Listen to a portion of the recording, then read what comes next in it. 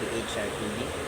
Ngayon po ay tatalakayin ko po sa inyo kung ano nga ba ang kahalagahan o kung ano po ang nilalaman ng Pinggang Pinoy. Ang aking hawak po ngayon ay isang halimbawa ng Pinggang Pinoy. Merong kanin, merong okra na gulay, at merong pritong isda.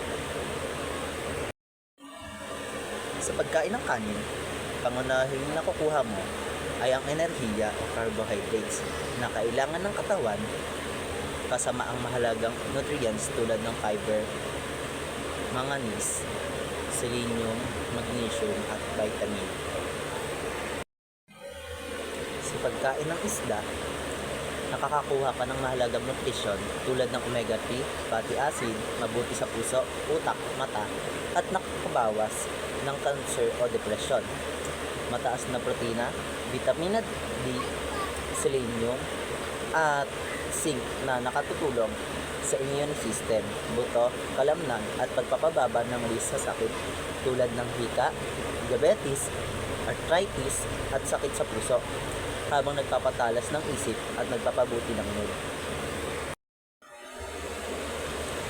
Sa pagkain ng okra, nakakakuha ka ng fiber, vitamina ng C, K, A at folate at B6 at mineral, magnesium, potassium, calcium na tumutulong sa digestion, pagkontrol ng blood sugar at cholesterol, pagpapalakas ng immune system, kalusugan ng puso at balat, at nagbibigay ng antioxidants para sa pangkalahatang kalusugan, lalo na para sa mga buntis at sa mga may diabetes.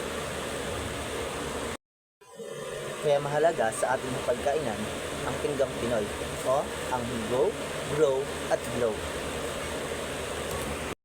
Yun lamang po. Thank you.